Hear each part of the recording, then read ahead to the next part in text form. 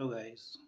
कल हमने टॉपिक भारतीय संविधान संविधान का शीर्षक क्या है, संविधान का निर्माण किसने किया, संविधान किसने लिखा है, उस पर चित्रकारी किसने की है। फिर हमने बात की संविधान की विशेषताओं की। सबसे लंबा संविधान है भारत का, 395 अनुच्छेद हैं, 12 अनुसूचियाँ हैं, 22 भाग हैं। आंतरिक और बाह्य स्रोत की बात की हमने।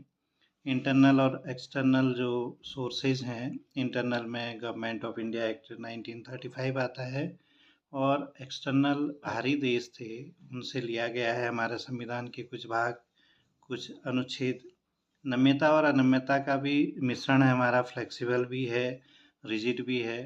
संविधान संशोधन की जहाँ तक बात आती है, कुछ ऐसे संविधान संशोधन हैं जो बहुमत से पास हो जाते हैं। बहुमत, स्पेशल बहुमत की ज़रूरत होती है और कुछ राज्यों की भी ज़रूरत होती है। एक नागरिकता की बात की, मौलिक अधिकार हमारे संविधान की विशेषताएं हैं। राज्य के नीति निर्देशक तत्व DPSP, directive principle of state policy कहलाते हैं, अधिकार दिए गए हैं राज्यों के। वयस्क मताधिकार की बात की हमने। स्वतंत्र निष्पक्ष न्यायपालिका की बात की, सुप्रीम कोर्ट है हमारा। संसदीय शासन प्रणाली की बात की और पंथ निरपेक्ष राज्य की बात की। उसके बाद हमने प्रस्तावना की बात की, प्रेम्बल। प्रेम्बल के स्रोत क्या है, प्रेम्बल के स्रोत क्या है, ये भी बात की हमने। हम लोग हैं, जनता है, जनता से ही इसको शक्ति मिलती है संविधान को। इसका नेचर कैसा है, इसका उद्देश्य क्या है, न्याय दिलाना है, स्वतंत्रता है और समता है। इस प्रकार से हमने प्रस्तावना की बात की। आज हम बात कर रहे हैं इसी में बाह्य स्रोत की। आंतरिक स्रोत और बाह्य स्रोत की बात कर रहे हैं, एक्सटर्नल सोर्सेस। सबसे पहले आंतरिक स्रोत की बात कर रहे हैं हम। आंतरिक स्रोत, संविधान के इंटरनल सोर्सेज क्या है, कहाँ से लिया गया हमने संविधान। तो government of India act, Bharat शासन अधिनियम, संविधान के कुछ भाग लिए हैं, कुछ अनुच्छेद लिए गए हैं गवर्नमेंट ऑफ इंडिया एक्ट 1935 से। कुल 11 सोर्सेज पे बात की गई, पर विचार किया गया। उनमें से एक गवर्नमेंट ऑफ इंडिया एक्ट भी है। इसके इम्पोर्टेंट प्रोविज़न थे, इसके इम्पोर्टेंट प्रोविज़न लिए गए हैं। पहला है इमरजेंसी, आपातकाल। इमरजेंसी, आपातकाल लिया गया है भारत शासन अधिनियम 1935 के तहत। आपातकाल कितने प्रकार का होगा, 3 प्रकार का होगा। किस प्रकार से होगा, किस प्रकार से आपातकाल लगाया जा सकता है, इसके बारे में बात की गई है। दूसरा बात की गई है पीएससी के बारे में, लोक सेवा आयोग, ली कमीशन के द्वारा 1926 में लिया गया था और बाद में इसको पीएससी कहा गया। फिर बात करते हैं जुडिशरी की। जुडिशरी, न्यायपालिका, न्यायपालिका जुडिशरी कहलाती है। वो सुप्रीम कोर्ट की बात की गई है इसमें। चौथे में दिया गया है फेडरल स्कीम की बात की गई है। फेडरल स्कीम मतलब संघीय नीति, संघीय नीति भी दी गई है। भारत में संघीय नीति है राज्यों के प्रति। फिर पांचवें में दिया गया है ऑफिस ऑफ द गवर्नर, राज्यपाल का ऑफिस, राज्यपाल का कार्यालय दिया गया है। राज्यपाल किस प्रकार से काम करेगा, ये गवर्नमेंट ऑफ इंडिया एक्ट 1935 1935 के तहत दिया गया है। बाह्य स्रोत में सबसे पहले आता है America, USA, United state of America. America से हमने क्या लिया है, अमेरिका से हमने लिया है फंडामेंटल राइट्स। फंडामेंटल राइट्स का मतलब मौलिक अधिकार लिए गए हैं। मौलिक अधिकारों की संख्या 6 है और 12 से 35 तक लिए गए हैं फंडामेंटल राइट्स। दूसरे में दिया गया है जुडिशियल रिव्यू, दिया गया है न्यायिक पुनरावलोकन कहते हैं इसको। कोई भी नियम, कानून, अध्यादेश अगर या संविधान संशोधन अगर ये संविधान के अगेंस्ट होंगे तो इन पे सुनवाई हो सकती है, ये बात करता है जुडिशियल रिव्यू। तीसरे नंबर में है इम्पीचमेंट, महाभियोग। राष्ट्रपति पर लगने वाला महाभियोग भी अमेरिका के संविधान से लिया गया है, महाभियोग, इम्पीचमेंट। फिर बात करते हैं चौथे नंबर में सुप्रीम कोर्ट और हाई कोर्ट के जजों को हटाने की। को जजों को हटाने की प्रक्रिया भी यहीं से ली गई है। किस प्रक्रिया के तहत हटाए जाएंगे? रिमूवल प्रोसेस कहलाती है। ये ली गई है हमने अमेरिका के संविधान से। अमेरिका का संविधान बहुत छोटा संविधान है और बहुत सख्त भी है, तो इसीलिए रिमूवल प्रोसेस यहीं से ली गई है। ये हमने लिया अमेरिका के संविधान से। और छठे में है संविधान की सर्वोच्चता। संविधान की सर्वोच्चता भी हमने संविधान को सर्वोच्च मानने की प्रक्रिया यहीं से शुरू होती है। यूएसए से लिया है संविधान की सर्वोच्चता। ये भी हमने यहीं से लिया है, यूएसए के संविधान से। फिर बात कर रहे हैं सेकंड नंबर पे ब्रिटेन आता है। ब्रिटेन से हमने क्या लिया है? सबसे पहले आता है ब्रिटेन से हमने लिया है रिट। रिट मतलब लेख होते हैं। अगर मौलिक अधिकारों पर कोई रोक लगाता है या इसको कम किया जाता है सरकार के द्वारा या राज्य सरकार, केंद्र सरकार के द्वारा, तो रिट जारी किए जा सकते हैं। ये सुप्रीम कोर्ट और हाई कोर्ट दोनों को अधिकार है। सुप्रीम कोर्ट को अधिकार है आर्टिकल 32 के तहत, और आर्टिकल 226 के तहत हाई कोर्ट को अधिकार है रिट जारी करने का। आर्टिकल 226 में हाई कोर्ट को और आर्टिकल 32 में सुप्रीम कोर्ट को। संसदीय प्रक्रिया में हमारे दो प्रकार के सदन हैं संसद में। संसद तीन चीज़ों से मिलकर बनी है, राष्ट्रपति, लोकसभा और राज्यसभा से। तो इसमें दो सदन हैं, लोकसभा और राज्यसभा।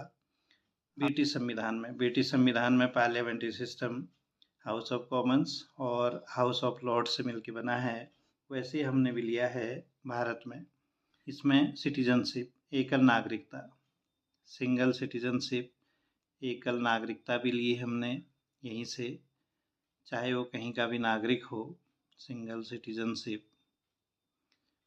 वो भारत का ही नागरिक कहलाएगा, भारतीय नागरिक ही कहलाता है। तो ये है एकल नागरिकता हमारी, सिंगल सिटीजनशिप। चौथे नंबर पे आता है प्रिविलेज की बात करें तो संसदीय विशेषाधिकार दिए गए हैं, कुछ सांसदों को दिए गए हैं, मंत्रियों को दिए गए हैं, राष्ट्रपति को दिए गए हैं, उपराष्ट्रपति को दिए गए हैं। पार्लियामेंट्री प्रिविलेजेस, विशेषाधिकार दिए गए हैं। पाँचवें नंबर पे आता है रूल ऑफ द लॉ, कानून का नियम, कानून का शासन। रूल ऑफ द लॉ, कानून का शासन चलता है भारत में। ये ब्रिटेन की संविधान से लिया गया है। फिर आयरलैंड से क्या लिया हमने? आयरिश संविधान से हमने क्या लिया? सबसे पहले तो आता है डीपीएसपी की बात करें तो directive principle of state policy, राज्य के नीति निर्देशक तत्व आते हैं। और ये तत्व अधिकारों की बात करते हैं। राज्य कभी भी पॉलिसी बनाते वक्त इन्हीं को ही ध्यान में रखेगा, ये बात कहता है डीपीएसपी। यानी कि अपने अधिकारों का उल्लंघन नहीं कर सकता राज्य। दूसरे में दिया गया है प्रेसिडेंट के इलेक्शन का प्रोसीजर, राष्ट्रपति के चुनाव की प्रक्रिया आयरलैंड के संविधान से ली गई है, जबकि आयरलैंड से लिया है प्रोसीजर ऑफ प्रेसिडेंट इलेक्शन की बात कर रहे हैं हम। फिर बात कर रहे हैं राज्यसभा, ये बात करता है आयरिश संविधान। फिर बात कर रहे हैं हम जर्मनी के संविधान से, कॉन्स्टिट्यूशन भी कहते हैं, तो वीमर भी कहा जाता है इसको। तो जर्मनी के संविधान से हमने राष्ट्रीय आपातकाल में फंडामेंटल राइट्स का सस्पेंशन लिया है। फिर बात कर रहे हैं हम साउथ अफ्रीका से, यानी कि दक्षिण अफ्रीका से क्या लिया है? पहला तो लिया है संविधान संशोधन की प्रक्रिया। संविधान संशोधन की प्रक्रिया, अमेंडमेंट ऑफ कॉन्स्टिट्यूशन, किस प्रकार से होगा? आर्टिकल 368 के तहत लिया है हमने। संविधान संशोधन दो प्रकार से होता है, एक साधारण बहुमत से, एक विशेष बहुमत और राज्यों के कंसेंट से।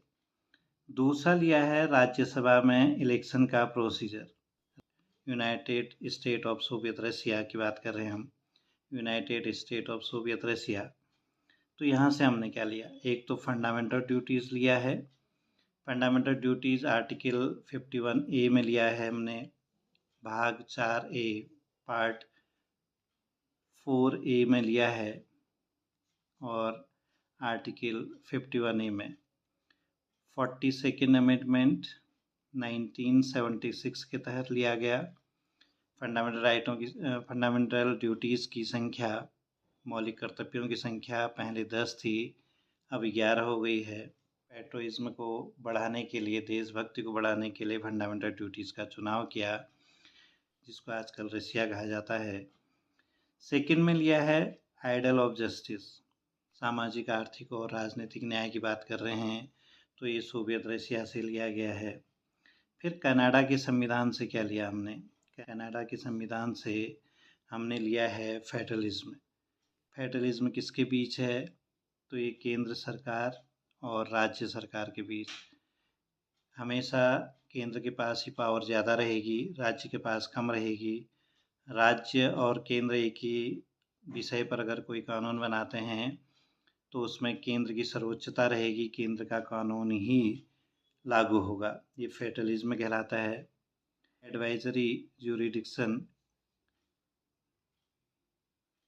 Advisory jurisdiction of supreme court भी यहीं से लिया है हमने, कनाडा के संविधान से।